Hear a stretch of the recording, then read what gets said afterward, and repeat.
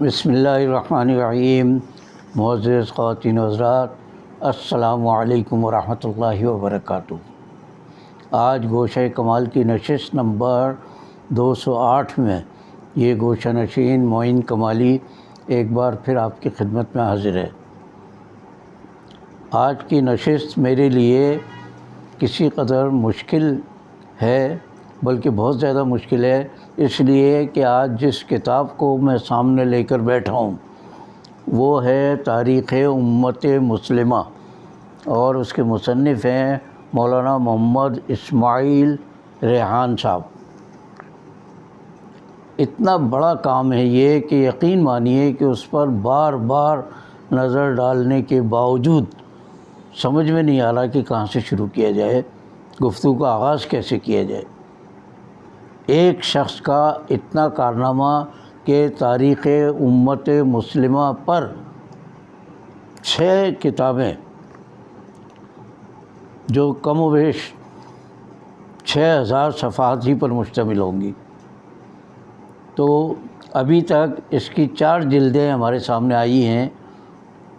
5ویں جلد تقریباً مکمل ہو گئی ہے اور شاید چھپ کر آنے والی ہے، اور 6ٹھی جلد اس کے بعد آئے گی۔ اتنا ضخیم کام ایک شخص نے کیا جس پہ بلا مبالغہ ہزاروں کتابیں دیکھی ہوں گی، وہاں سے مستند ماخذ وہاں سے چیزیں حاصل کر کے اور اس کتاب میں پیش کی گئی۔ میں سمجھتا ہوں کہ اتنی مستند مسلمانوں کی تاریخ پر اردو زبان میں شاید ہی کوئی کتاب ہو۔ اور مزے کی بات یہ کہ حضرت آدم علیہ السلام سے لے کر قیام پاکستان تک شاید ہی زندگی کا کوئی گوشہ چھوڑا گیا ہو۔ مسلم حکمرانوں کے واقعات، اس دور کی ہر دور کی تہذیب و تمدن اور اس زمانے کے اچھے برے تمام معاملات وہ پیش کرنا، اور اس طرح پیش کرنا کہ جانبداری اس میں شامل نہ ہو، تعصب نہ ہو اس میں، اور مستند چیزیں ہوں۔ حضرت سچی بات ہے کہ حضرت مولانا محمد اسماعیل ریحان صاحب کا یہ اتنا بڑا کارنامہ ہے کہ ان کی مغفرت کا، نجات کا یقینی ذریعہ ہوگا اللہ نے چاہا تو۔ مجھے تو یقین ہے اس بات کا۔ تو اب مسلمانوں کی تاریخ پر بہت کتابیں آئی ہیں، لیکن ہر جگہ اپنے عقیدے کے لحاظ سے کچھ نہ کچھ کمی بیشی، گڑبڑ۔ تو انہوں نے جو کتاب لکھی ہے یہ 6 جلدوں پر ہوگی مشتمل ہے، اس میں کہیں تعصب، گڑبڑ، جانبداری کا کوئی شائبہ تک نہیں ہے۔ حیرت انگیز طور پر بالکل غیر جانبدار ہو کر مسلمانوں کی تاریخ کو مرتب کرنا اور اردو زبان میں بہت بڑا کارنامہ ہے۔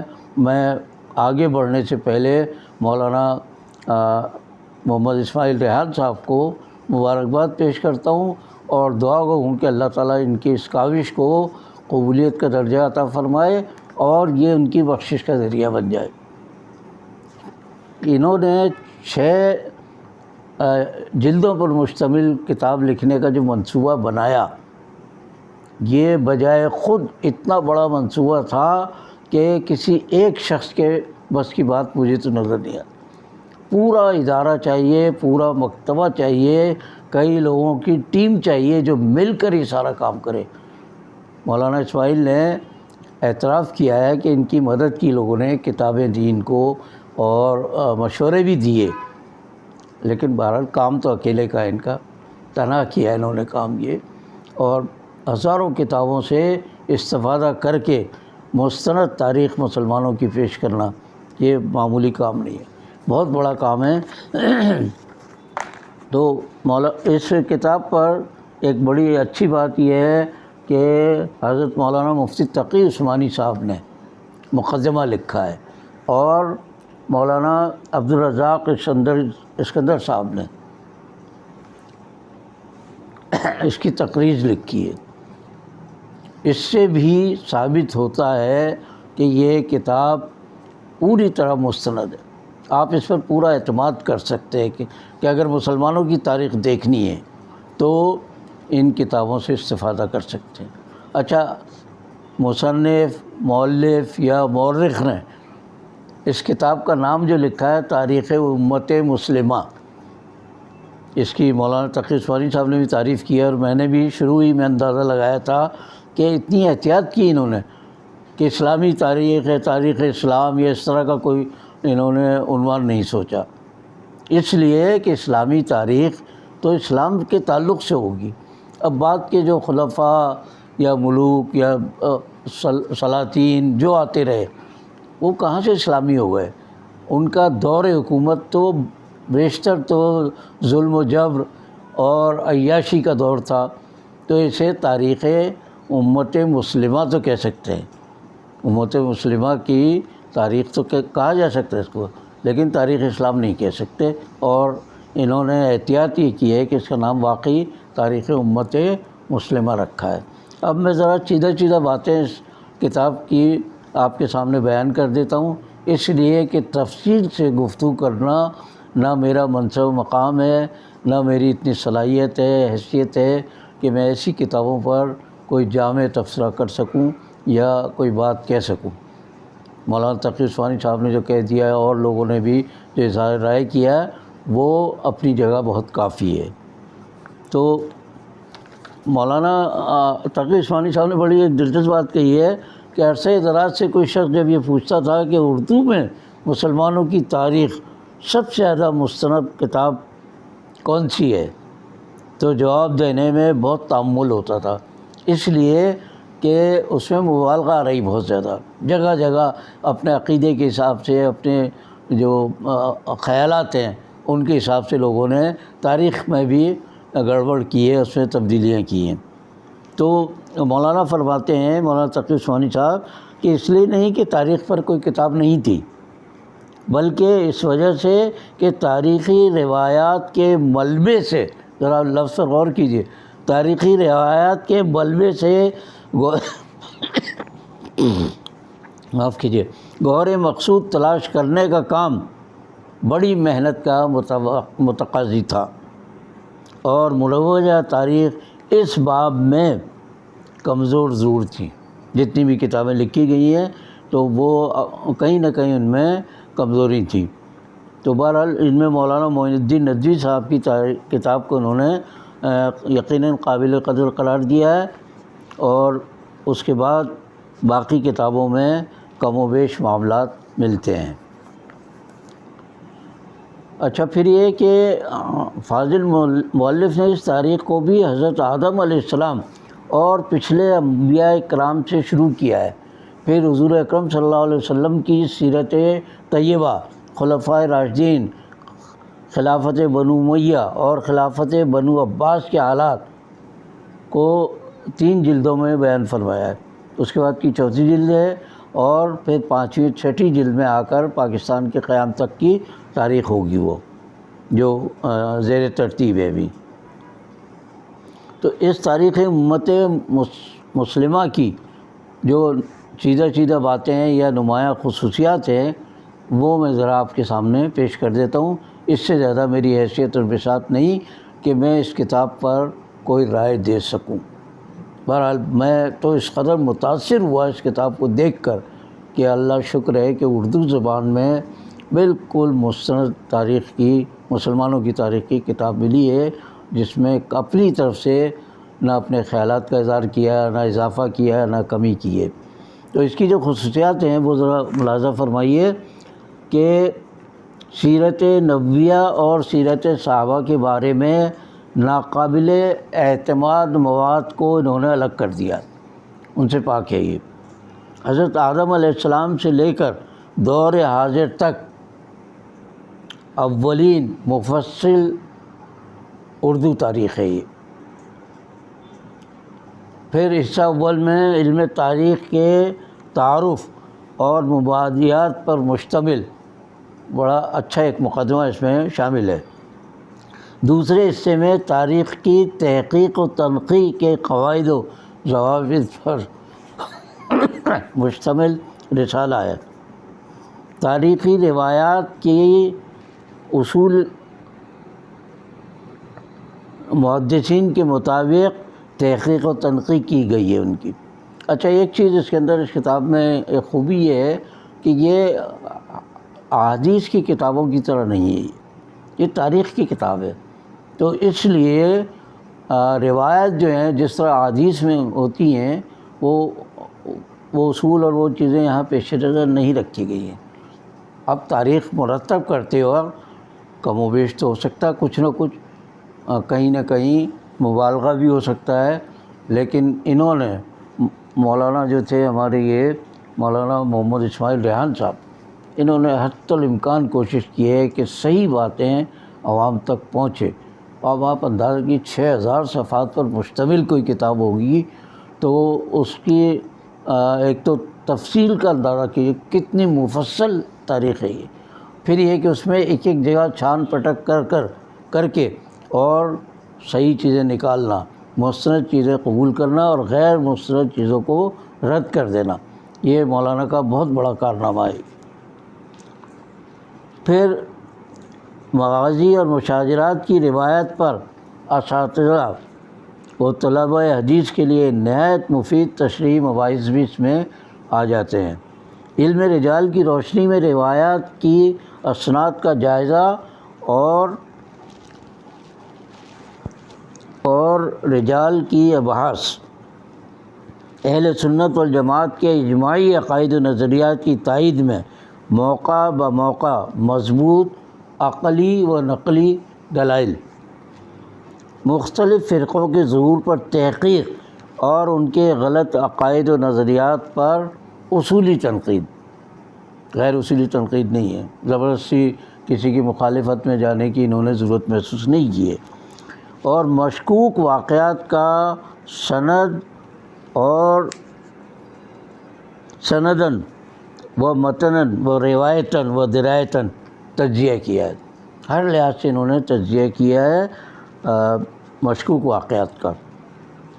دعوت اللہ اور جہاد فی سبیل اللہ کے واقعات تفصیل کے ساتھ اس کتاب کی 4 جلدیں جو میرے سامنے اس وقت ہیں اس میں ملتے ہیں، باقی 2 جلدیں بھی آنی باقی۔ اسلامی تاریخ کی تمام بڑی جنگوں اور معرکوں کا مفصل تذکرہ، وہاں بھی کوئی روایت نہیں رکھی گئی ہے کہ کسی کو بہت زیادہ بڑا بنا دیا ہے فاتح اور کسی کو چھوٹا قرار دیا ہے، جو جس کی حیثیت ہے، جو جس کا مقام ہے۔ میں حیران ہوں کہ مولانا محمد اسماعیل ریحان صاحب نے کتنی محنت کی ہوگی اور کتنے اپنی جان پر بھی جبر کیا ہوگا کہ کہیں اگر فرض کریں ان کا دل چاہ رہا ہے کہ فلاں شخصیت میری پسندیدہ شخصیت ہے لیکن تاریخ سے اتنی پسندیدہ شاید ثابت نہ ہو، تو انہوں نے اس کا بھی لحاظ رکھا ہے، اپنے ذاتی خیالات کو زبردستی شامل نہیں کیا ہے۔ مسلم تاریخ کی تمام بڑی جنگوں اور معرکوں کا تفصیلی تذکرہ ہے اس میں، اور واقعات خصوصاً سیرت اور مغازی کی صحیح توقیت اور عیسوی تقویم سے اس کی مطابقت کی حد الوسع کوشش کی ہے، یعنی سن ہجری کے ساتھ عیسوی سن کا بھی انہوں نے لحاظ رکھا کہ کون سے عیسوی سن کے یہ واقعات ہیں۔ اصل، قدیم ترین اور مستند ماخذ سے مواد لینے کا حتی الامکان اہتمام کیا ہے، یعنی انہوں نے بعد کی کتابیں جو سمجھ لیں کہ سرسری اور تبصرے نما ہیں ان سے استفادہ زیادہ نہیں کیا، بلکہ اصل جو ماخذ تھے اس کے وہاں سے انہوں نے ساری باتیں لینے کی کوشش کی، اور ہر بات کے مکمل حوالہ جات دیے انہوں نے، حوالے کے بغیر انہوں نے نہیں لیا، بتایا کہ کون سی بات کہاں سے ثابت ہے۔ یہ قابل فخر مسلم خلفاء، سلاطین اور مشاہیر کے خلاف باطل فرقوں، سیکولر مورخین، لادین جو مورخین ہیں، اور مستشرقین کے پروپیگنڈے کی مدلل تردید کی ہے، دلیل کے ساتھ ثابت کیا کہ انہوں نے یہاں ڈنڈی ماری ہے مسلمانوں کی تاریخ میں، یعنی اپنے مرضی کی چیزیں اس میں شامل کی ہیں۔ تاریخ سے حاصل شدہ عبرتوں، نصیحتوں اور اسباب کا موقع بموقع ذکر کیا ہے۔ یعنی تاریخ سے ہمیں کیا حاصل کرنا چاہیے، کیا سبق ہم حاصل کر سکیں تاریخ سے، اس کا بھی ذکر کیا ہے، خالی تاریخی روایات کو بیان نہیں کر دیا ہے۔ مختلف ادوار میں علمی، اصلاحی اور قومی خدمات انجام دینے والی عظیم شخصیات کا ذکر خاص اہتمام کے ساتھ کیا ہے۔ انہوں نے مشکل الفاظ سے اعتراض کیا ہے۔ رواں دواں سلیس اردو عبارت ہے۔ اتنی سلاست ہے، کتاب کو آپ پڑھتے چلے جائیے، کہیں کوئی مشکل لفظ ریکارڈ بنتا ہی نہیں ہے کہ اب اس کو سمجھنے میں تھوڑا سا وقت ضائع کریں ہم۔ قارئین کو اپنی گرفت میں رکھنے والا دلچسپ انداز تحریر۔ میں بالکل صاف کہہ رہا ہوں کہ اس کتاب کو میں نے سرسری طور پر جگہ جگہ سے یعنی جیسا جیسا پڑھا ہے، دیکھا ہے، لیکن حالت یہ ہے کہ اگر کہیں سے شروع کر دیں نا تو کہیں رکنے کو دل نہیں چاہتا۔ تسلسل اتنا، دلچسپی اتنی، واقعات کی روانی اتنا خوبصورت اور سلیس انداز میں ہے کہ شاید ہی کہیں ملتی ہو۔ تو وہ ایک بار اگر پڑھنا شروع کریں آپ، اب ظاہر ہے میں نے بتایا کہ 6000 صفحات پر مشتمل کسی تاریخ کو پڑھنا آسان تو نہیں ہے، لیکن بہرحال ابھی تو 4000 سے زیادہ صفحات ہے سامنے، اندازہ ہے کہ شاید باقی 2 جلدوں میں 2000 صفحات اور ملیں گے۔ اور آخر میں جو بات اس کتاب کی بڑی خوبی ہے وہ یہ کہ حواشی جو دیے ہیں، حاشیہ جسے کہتے ہیں نیچے، اس میں علماء اور طلباء کے لیے نہایت مفید علمی ابحاث ہے، یعنی اس میں ان کا تذکرہ ہے علمی طور پر، تاکہ علماء اور طلباء اس سے پورا استفادہ کر سکیں۔ اچھا، اب اس کتاب سے پہلے جو کتابیں ہیں تاریخ کی، جن کا مطالعہ ہم کرتے چلے آ رہے ہیں، ان میں اکثر کتب سیرت نبوی سے دور عباس تک آ کر ختم ہو جاتی ہیں۔ اس کے بعد وہ چونکہ وہ تاریخ اسلام کہتے ہیں اس کو، تو وہ اس دور عباس کے بعد تو انہیں پھر جو قرآن ملتے ہیں تاریخ اسلام کے نہیں ہیں، تو اسی لیے یہ تاریخ امت مسلمہ ہے۔ یہ بعض کتابیں تو عثمانی خلافت پر جا کر ختم ہو جاتی ہیں۔ اچھا، پھر یہ کہ یہ جو پرانی تاریخ کی کتابیں ہیں ان میں مشکوک مواد بہت زیادہ ہے۔ میں نے بتایا نا، اپنی مرضی سے کچھ چیزیں شامل کی گئی ہیں، کچھ نکال دی گئی ہیں اس میں سے، تو انہوں نے بالکل غیر جانبدار ہو کر، میں یقین سے کہہ رہا ہوں یہ بات، کہ انہوں نے بالکل غیر جانبدار ہو کر تاریخ کو اس کی اصل حیثیت میں پیش کیا ہے، اور یہ بہت بڑا کارنامہ، اور یہی اللہ کے ہاں مقبول ہوگا۔ یہ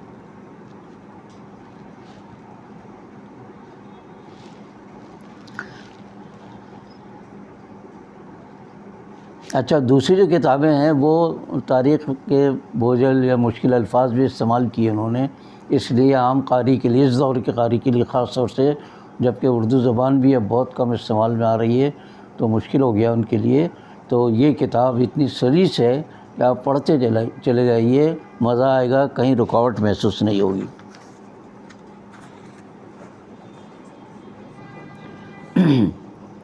اچھا، پھر یہ کہ جو جیسے جیسے دور بدلتا جاتا ہے تو انسان کے ذہن میں شکوک و شبہات، نئی معلومات اور کچھ نئے تجربات ہوتے ہیں، جو اس لحاظ سے جب پرکھا جاتا ہے پرانی کتابوں کو تو اس میں بہت سی خوبیوں کے ساتھ کچھ خامیاں بھی نظر آتی ہیں۔ تو مولانا نے کوشش کی ہے کہ وہ جو شکوک و شبہات پیدا ہو رہے ہیں، نئی نسل کے سامنے آ رہے ہیں، تو ان کو بھی دور کیا جائے ساتھ ساتھ۔ تو مثال کے طور پر آپ سے کوئی پوچھے کہ بھئی آپ مسلم تاریخ کوئی بتائیے، مشکل ہوگا آپ کے لیے، مولانا معین الدین ندوی کی بتائیں یا کسی اور کی بات کریں، عربی کی، فارسی کی جو کتابیں ہیں، تو اب ہم بڑے فخر کے ساتھ کہہ سکتے ہیں کہ اردو زبان میں نہایت مستند تاریخ امت مسلمہ ہمارے سامنے موجود ہے۔ میں تو کہتا ہوں اس کو ہر پڑھے لکھے خاندان میں، گھر میں اس کتاب کا ہونا ضروری ہے۔ آپ پوری کتاب نہ پڑھیں، 6 جلدیں نہ پڑھیں، جیسا جیسا پڑھیں، درمیان میں جو موضوع یا حالات کے لحاظ سے کوئی سمجھ میں آتی ہے بات کہ یہ تو تاریخ میں کیا ملتا ہے اس کے بارے میں، آپ اس کتاب کو اٹھائیے، وہ موضوع تلاش کیجیے اور اس کے بارے میں معلومات حاصل کر لیجیے۔